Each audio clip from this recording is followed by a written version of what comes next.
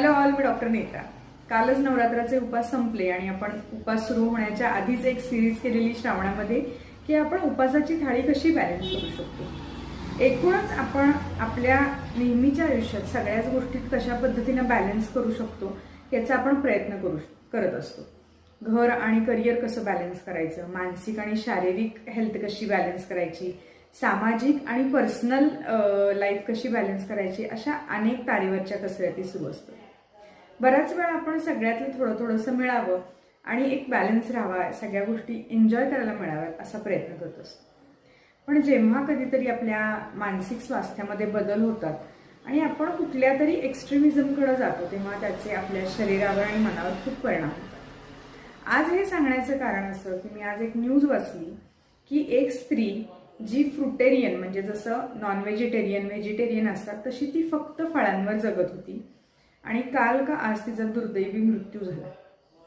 अर्थातच कुठलीही टोकाची भूमिका मान्य करताना आणि ती आपल्या आयुष्यात रुटीन म्हणून जेव्हा तुम्ही स्टार्ट करता तेव्हा तुम्हाला त्याचे अनेक इन्स अँड आउट्स माहीत नसतात.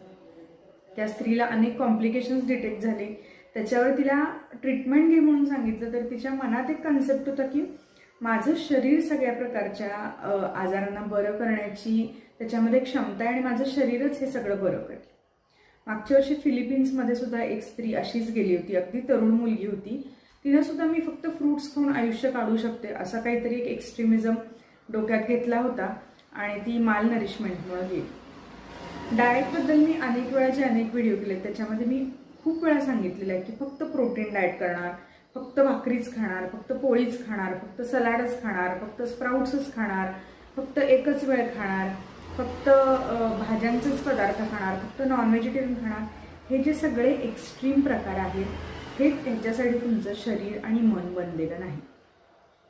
तुमचं शरीर हे सगळ्या प्रकारच्या गोष्टी थोड्या थोड्या प्रमाणात व्हरायटीमध्ये येत जाणं, वेगवेगळ्या चवीमध्ये येत जाणं याच्यासाठी बनलेलं आहे.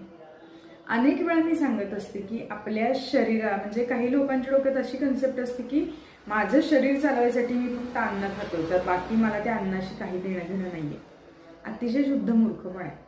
पाणीपुरी खाल्ल्यावर छान वाटतं का नाही, पुरणपोळी खाल्ल्यावर छान वाटतं का नाही, नॉन व्हेजिटेरियन खाणाऱ्यांना नॉन व्हेजिटेरियन खाल्लं की छान वाटतं, आधीपासूनच एक्साइटमेंट असते त्यांना. अशा अनेक गोष्टी असतात. फूड म्हणजे फक्त न्यूट्रिशन नाही आहे, अलॉंग विथ न्यूट्रिशन तो एक हॅपीनेस आहे, ती एक मेमरी आहे आणि एक छोटासा आनंद देणारी रोजच्या रटाळ जीवनातली एक छोटीशी गोष्ट आहे. त्यामुळे कुठल्याही गोष्टीचा एक्स्ट्रीमला जाऊ नका, बॅलन्स करा आणि आनंदात. तो पण काळजी घ्या. बाय.